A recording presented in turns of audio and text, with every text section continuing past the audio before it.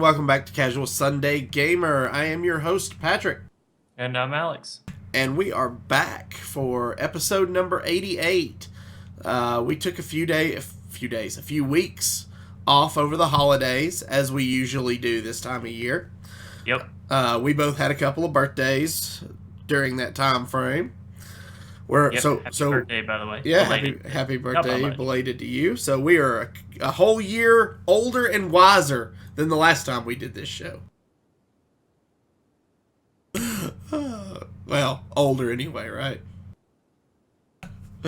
All right. So we're going to do kind of an abbreviated show for you this week because we are running kind of late tonight. We had some audio issues. Yeah, we had some audio issues we had to work out. So in our lead story this week,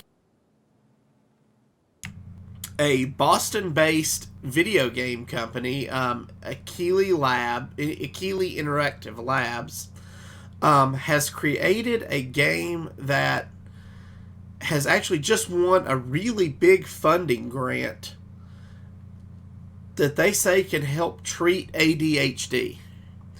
What are your thoughts about a video game treating ADHD? Well, I was diagnosed with ADD when I was, I want to say 9, which is just the attention deficit disorder without the hyperactive. I was never a hyperactive child. But one of the things that I guess is a hallmark of an ADHD child is that for most things they have a hard time concentrating, but for things that are, I don't want to say like they like, because there's lots of things that they like that they can't do well either. But like, I know for me, it was always something that it was difficult enough to keep my mind going, but changing enough that it didn't get stale, and not so difficult that I didn't get frustrated. So video games, I was naturally, I don't want to say gifted, but I naturally, I had a knack for playing them. So for me, it was always something that I did well. It was a confidence boost because I did struggle through like homework and basic schooling and so on and so forth. The brain power was there. It just, the ability to focus wasn't. So my parents were always very standoffish. They let me have the video game systems. They let me have the video games because it was something that I enjoyed and that I liked. But at the same time, I think they worried that it might be contributing to the problem rather than helping. So if they found a way to turn video games into almost like an evolving treatment, I think it's going to be highly effective for children suffering from ADHD, because I think it's going to give them something that fits in those parameters of being difficult, challenging, ever-changing, but not to the point that they lose interest or focus. And, I learned to get some measure of control over mine through martial arts. That's not an option for everybody. So if this can provide another form of treatment, I think it's worth sinking the money into and really seeing what's out there, what the potential for this will be. Well, Akili's CEO, Eddie Martucci, said in an interview that while the product does look like a game, it is in fact a medical device, digital medicine in the form of a video game. He says, to that end, the company is also developing ways to treat autism, depression, Alzheimer's, and brain trauma in a similar fashion, by allowing people to interact with other products. Well, one of the things that and it's going to sound like it's out of a movie, but my first martial arts teacher was a kung fu teacher. And his philosophy was that you exercised your mind as much as you exercised your body. This was something that he did through making us choose something outside of the dojo that encouraged creativity and thinking and in a softer side of things. Um, but one of the ways that they treat Alzheimer's patients is by giving them puzzles and giving them things to keep their brain going to really work it so that it stays very active. So I can definitely see how this would be used to treat Alzheimer's. I'm not sure about depression. Um, it would probably depend on what it is, but I would say that games that are of the puzzle variety, or maybe even like adventure, like a very traditional adventure game, or even something side scrolling like maybe a Mario Brothers or something like that. But it would have to be something upbeat and something. Uh, Once again, I think you'd have to err on the side of making it challenging but not Yeah, frustrating. yeah. Now, typically video games are thought to erode the attention spans and generally make mush of young people's minds. However, in the article, they state, scientists today don't believe there's much consensus in that realm. In the past, research has focused on whether violent video games make kids more aggressive or prone to drug use, but a growing body of research is focused on the potential for good and how video games may improve hand-eye coordination and problem solving. Okay, so I'm going to kind of straddle the fence on this a little bit. My brain is not mush, and I've played video games pretty much since their Yeah, inception. yeah, yeah, So yours brain's not mush either, and you've been playing them for the majority of your life as well. yeah. So I think we can put that argument to bed. Some of the smartest people I know are avid video gamers, so that's just not accurate. Um, Now, I will say that while it doesn't erode their brain power or their intelligence, I do think it can erode their self discipline. I think that you can become very invested, and I think some video games that offer very short term goals that lead to longer term goals, such as games that have like daily quests and so on and so forth. I think those can be um, I think those can Monotonous. be, well, monotonous, but I think they can be detrimental as well, um, in the sense that they require significant time investment. And once you become invested in something like that, it's harder not to get in and do it. And then it's almost habit forming. And you and I have both been there. Uh, and in fact, there are days when I feel like I need to be in doing daily quest and that I'm really putting myself behind and so on and so forth even now. And I'm a 39-year-old man, so it's yeah, it's almost like work in a sense. And I think we're hardwired to want to work, and I think that fills a need that probably needs to be met by something else.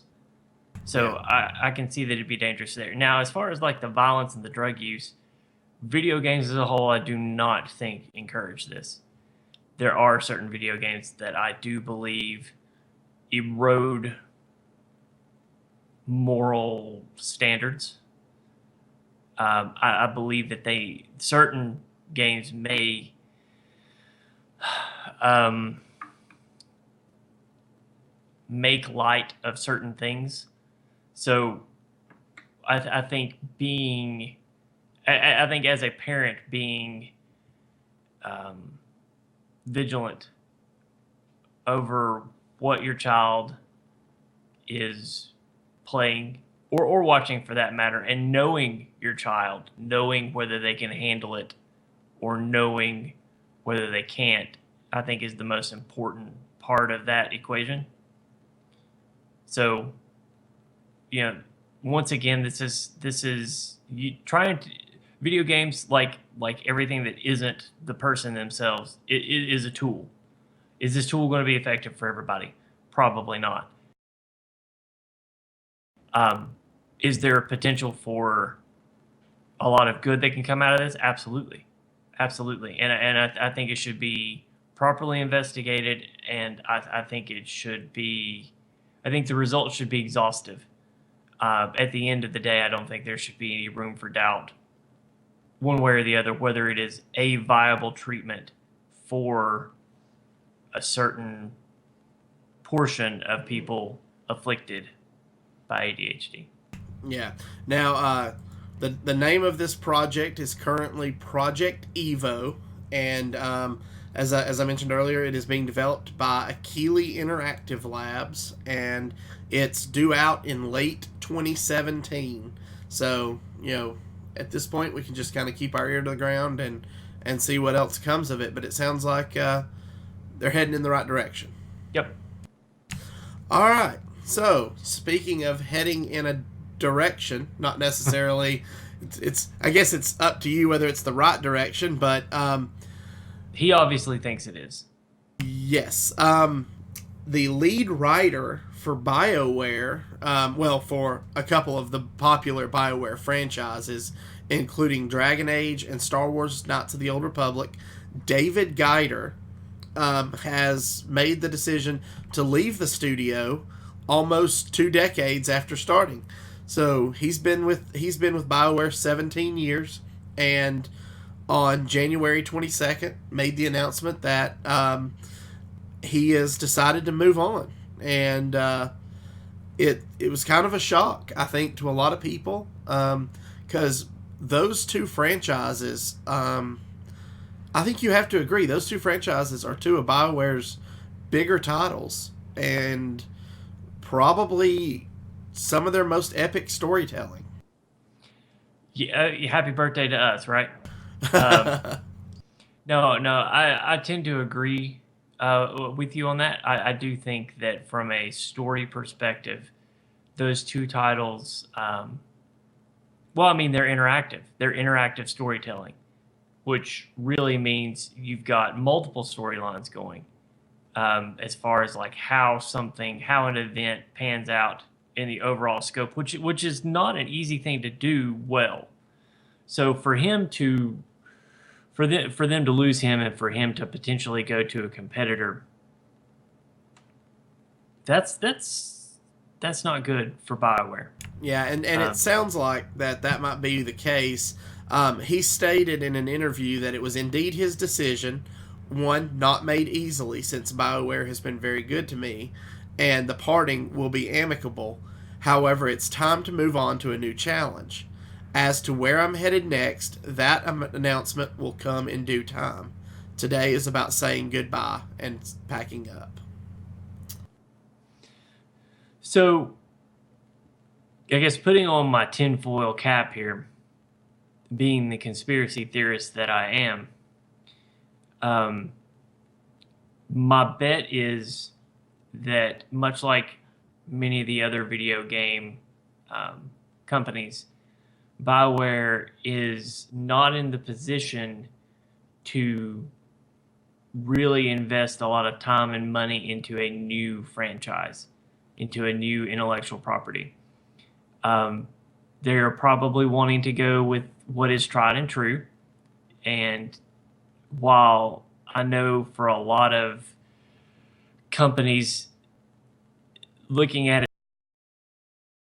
from a business perspective, this seems like the safe route. This seems like the better course in an economy that's become stagnant and maybe even receding again.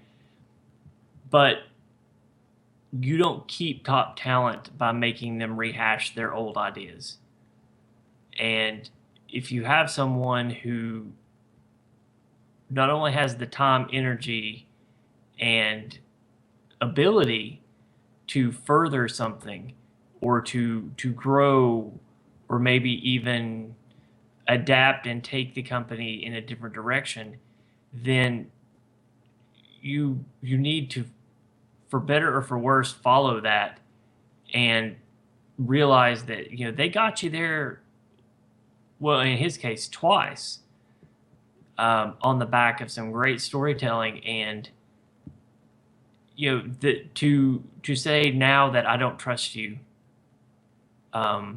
with what you want to do next, is kind of a slap in the face. And for someone who's very artistic and creative, you're bottling that creativity up. So you're asking them to jump through a flaming hoop with their hands and their feet tied behind their back. And you probably will only do that once. Yeah, yeah. So this guy has a pretty impressive track record. I think anywhere he goes, he's going to be pretty good.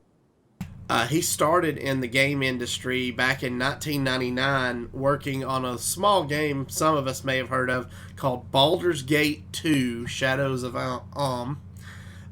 He also was the lead writer for Neverwinter Nights, and as we mentioned, he then went on to do Dragon Age and Knights of the Old Republic. So he's got some pretty impressive credentials under his belt, and I think whoever gets him is going to be lucky to have him. So who do you think? Give me your top three, starting with who you think is the most likely to land it. Oh gosh. Well, that's kind of tough. And the reason I say that's kind of tough is because in a story we're going to talk about on our next episode, maybe next week, there's a bunch of companies out there that are getting ready to relaunch some classic titles with a new breath of story or updated graphics. So I think it could be a number of companies that could be taking this guy. Top three. Yep. Just give me your best guesses. I'm gonna go Sony. I'm gonna go. Let's see. Gosh, this is tough. Uh, wouldn't it be cool if like Blizzard picked him up? Or what about maybe Epic picks him up? Do you think they have the money? I do. Epic. I do. I think Epic could do it. Okay, so I'm gonna go a little different route. I think Activision, I think EA are both gonna try for him, but I think in the end he ends up going to 343. Okay, that's an interesting. That's I feel like they are primed and ready for a game like a Dragon Age or a Knights of the Old Republic. I feel like they've become a little stale, and I think they know if they're going to survive, they need to hit a home run with a new IP, and it needs to be sometime in the next 3 to 4 years. That's my guess on that. Okay. Number two, isn't Square looking for a new guy? I don't know. Are they? I haven't heard. Because did they just lost someone huge, didn't they? No. Now, Konami just lost somebody huge, but I'm not entirely sure Konami's dedicated to making video games anymore as much as they are pachinko machines. Yeah, no, Konami. No, I was thinking Square Enix lost somebody new, but can't remember, or somebody big. I can't remember who it was. I think he'd be a good pickup for them. I think they need a shot in the arm as well. So, dark horse in the whole thing. You ready for this? Yep. I think Microsoft makes a play for him. Okay. Why do you think Microsoft? I think they need a new Fable. Not necessarily Fable, but I think they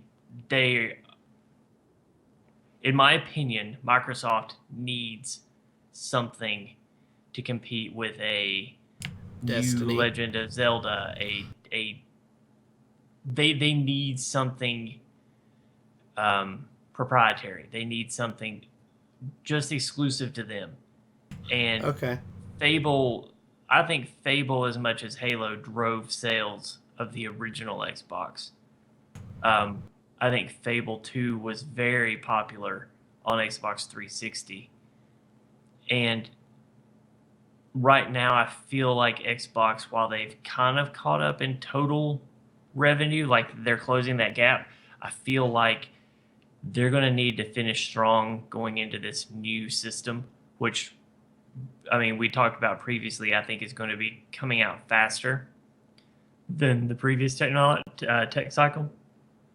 So I think Microsoft makes a play for him, then they can go with that sophisticated RPG feel in a game and give us something like a Fable or a Dragon Age, and being exclusive to Microsoft could very well be one of the driving launch titles for their new system. Gotcha. Especially if they're going to integrate VR. Yeah, yeah. Which it's coming. It's coming. All right, guys. Well, I guess that will about do it for us this week. You have any last second thoughts? No, not this week. We ran upon a story that we thought about doing this week, and we decided to hold it off to next week. So we were a little light on content this week. But next week's show, make sure that you tune in, because we're going to be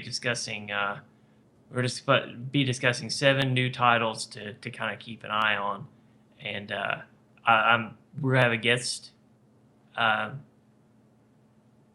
caster on that show as well. Yep. And it'll be a little bit later too, because we'll be coming back from a Hearthstone tournament. That's true. That's true. We won't be that'll end at 6, so it'll probably be again about 7:30 next week. Yep. So just be on the lookout for it, and we're back from break, and I don't know. We'll see. I don't know whether people are just keeping more quiet about it, or whether there's just not as much of it. But it just seems like there's not as much news to talk about as there used to be. Yeah, we'll just At least interesting stuff. Have to see how 2016 unfolds. Yeah, so. I'm really curious, but I know you've got places to be, so I'll shut my trap now. Wow, I just need places to be. Is that how this works? Yep. All right, guys. Well, until next week, I'm your host, Patrick. I'm Alex. And as always, good gaming.